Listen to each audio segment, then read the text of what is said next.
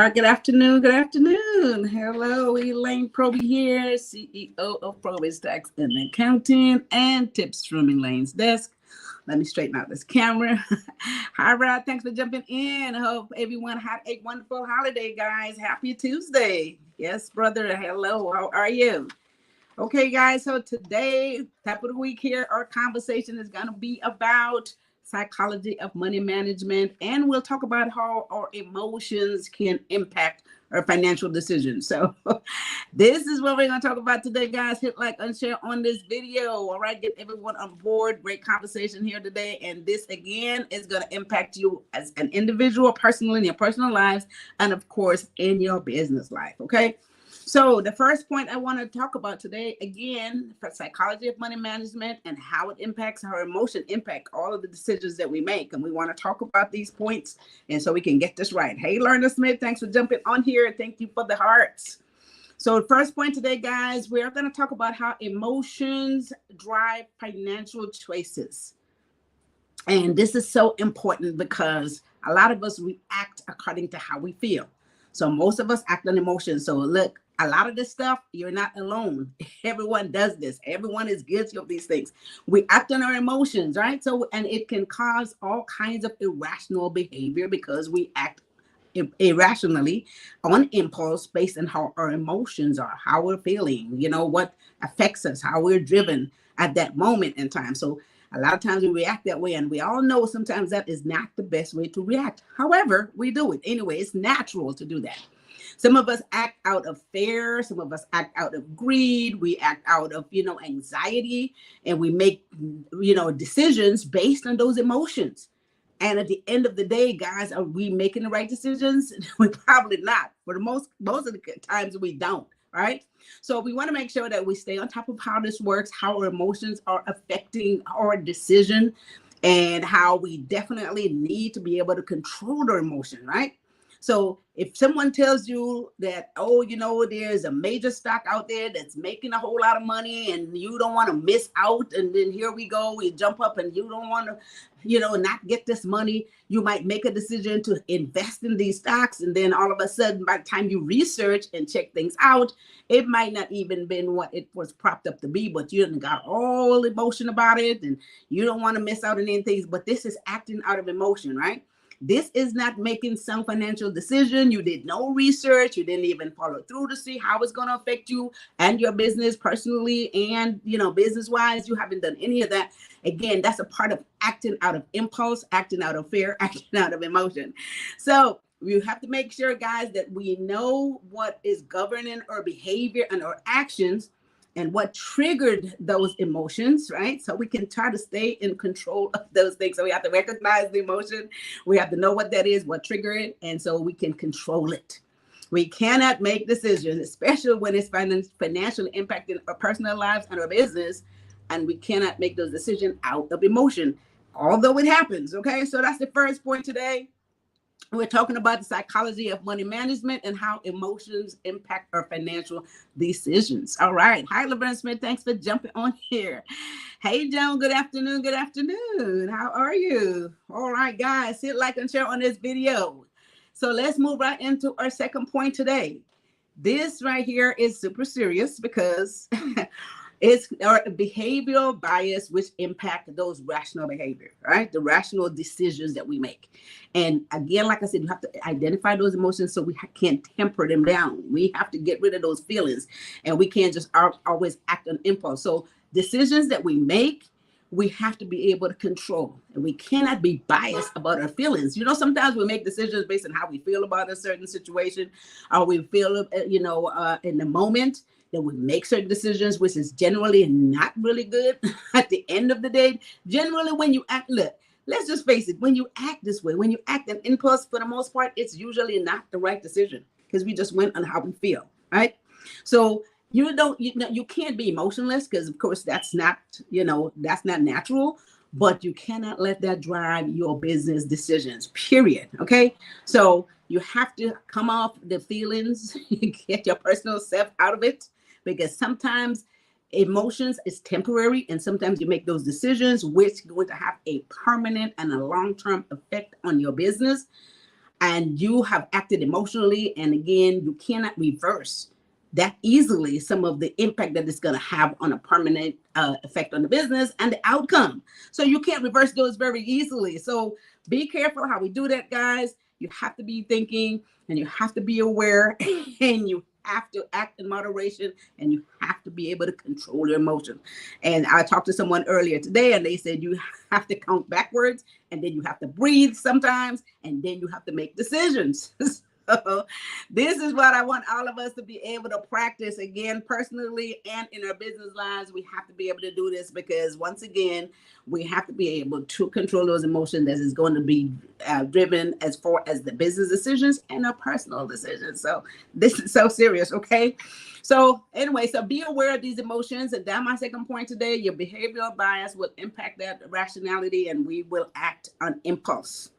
And, again, I had to definitely use this technique yesterday because I was in a position where, of course, I was going to act on impulse, and all of a sudden I had to think again. I did that whole technique about thinking backwards and count backwards. I think that's what it was.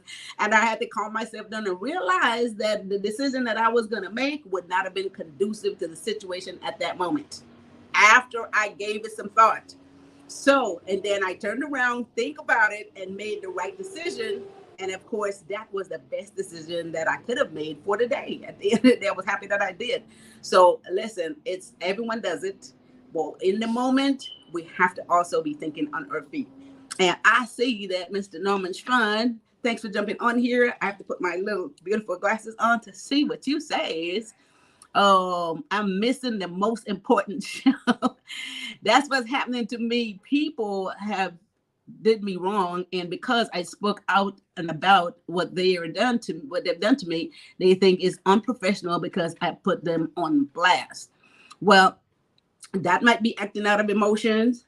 That might be acting about how you feel at that moment. It might not have been the most professional way to handle the situation. And I guess this is what we're talking about as far as having the emotion impact of financial decisions.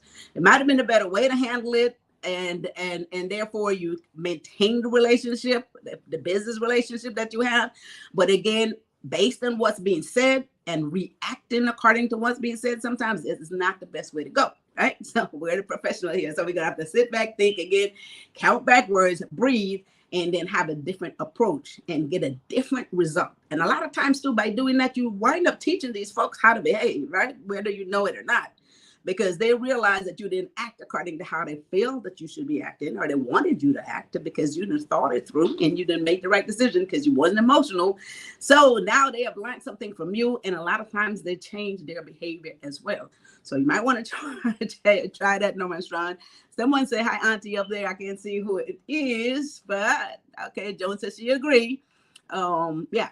So hi, Nisi, whoever that was on there that says hi, Auntie. Just now I can't see that comment again. Okay, so guys, we're talking about psychology of money management and emotion that impact our financial decisions here today. And those are my 2 points. Let's get into the third points. Hit like and share on this video. Okay, so the third point today is the role of long-term decision in your goals. So you have to focus. You have to focus on rather than your feelings. And this is again back to the emotion part. We have to focus on our feelings and make sure that we control those things, because this is exactly what it is that's going to drive us to act. Okay, so we should know ourselves. We should know when we're going too far. We should know when we are, the feelings is just not right, and let me just step back from the situation. Sometimes remove yourself from the situation. Sometimes, if it's something that's written, don't even read it twice. I mean, take a walk, do something else, and then read it again. You might get a whole different understanding out of it. Okay, so this is what we mean by you need to step back, control your feeling, concentrate on the facts as opposed to just acting on emotion. So think about what the facts are. Think about what the situation is. Think about what the end result, what you want it to be, right?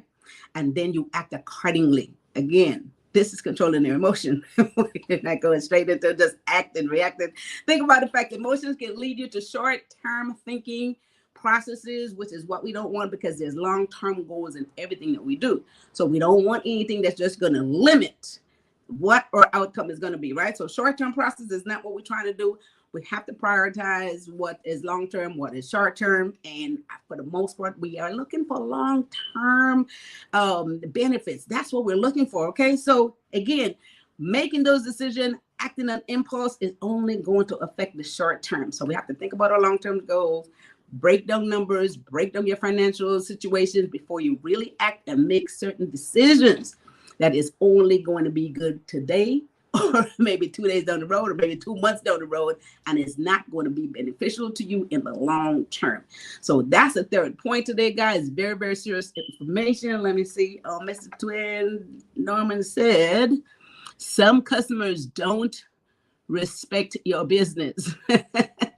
And I know I keep getting them not respecting your business. And I'm telling you once again, if you have customers that seriously is not respecting your business, guys, maybe like they said, you know, in plain term, all money ain't good money, those might not be the best customers for your business. Sometimes you have to determine how you weed out those customers and target customers, of course, that's one going to appreciate you, appreciate your services, of course, and respect your business, respect your business hours, respect what you do. And you have to demand that. You have to demand that, because they're just not going to do it. People's going to do as much as they say they can get away with. Okay.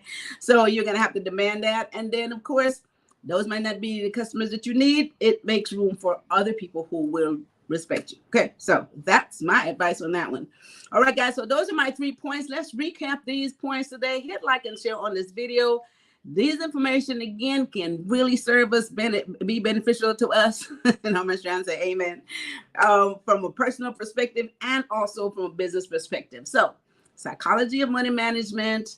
Don't let your emotion impact your financial decisions, because it's too serious of a thing to play with.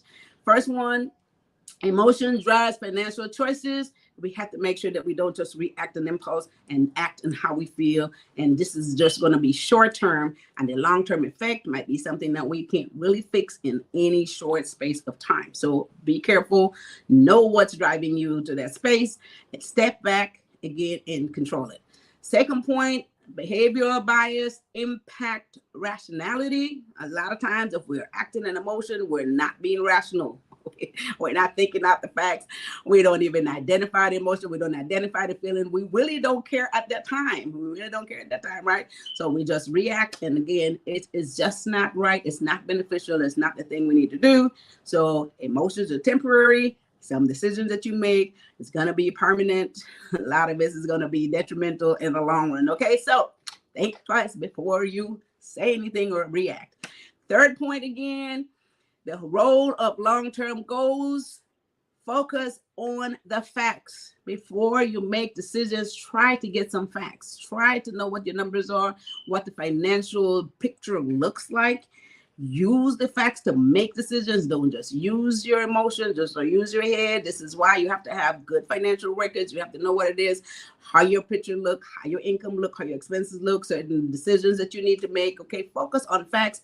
When you're thinking that you're emotionally going to react, step back, go look at the paperwork and say, you know, is this a decision I need to make now? I'm just doing this because this is how I feel. And that's not going to work, because if the facts doesn't speak for itself, don't do it. Okay, those are my 3 points today. All right, guys. So with that said, I wanted to bring you guys again to go to lanesdesk.com. I keep encouraging you guys to go to lanesdesk.com. There's so much information there that you guys can use. There's lots of videos, a lot of good stuff there that can teach you a whole lot of stuff in terms of getting the business started, how to run, how to operate it. There's a whole lot of stuff there.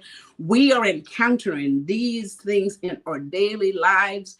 We are encountering a lot of this stuff in our business lives. We have to be able to make good, sound financial decision, professional decision, business decision on a regular basis. So we're challenged every single day, guys. We're challenged every single day. Okay. So make sure we stay on top of this stuff.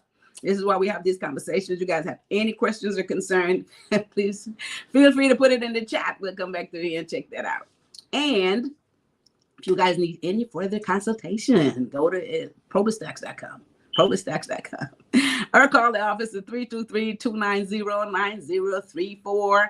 I'll be happy to discuss further with you, whether it's a personal financial matter that you have going on or a business financial matter, whatever those decisions are. You need some help in clarifying anything, make sure that you go there and book yourself a free 15-minute consultation. Okay. So, and then again, we're approaching September 15th. Guys, if you have a corporation that has filed an extension, you must get those taxes filed in a few days. So make sure that you get it done. We can do it here for you at PROBY'S Tax and Accounting. We have a secure website. You can upload everything. You can get it done online. You don't have to come into the office to get it done. Make sure that you check us out at PROBY'stax.com. All right. So with that said, Joan says, thank you for the great advice. You're very welcome, Joan. And I think I see some other stuff up there. It says Facebook user. All right. So that's it. No much trying to say amen. I love it, you guys. With that said, we are going to get up out of here. Make sure that you tune in again on Thursday. Great information as always. I just love passing this on. Guys, tune in Thursday at 1 p.m. for some more information. Okay. I'm going to say thank you. All right. So with that said, guys, have a wonderful rest of your Tuesday afternoon. And we'll make sure that you guys really pay attention to all these points that we're making here today. Rod Smith says, until next time. Yes, yes, yes. So I'll see you guys on Thursday. With that said, I want you guys to take care of each other and take care of yourself. Thanks. Bye-bye.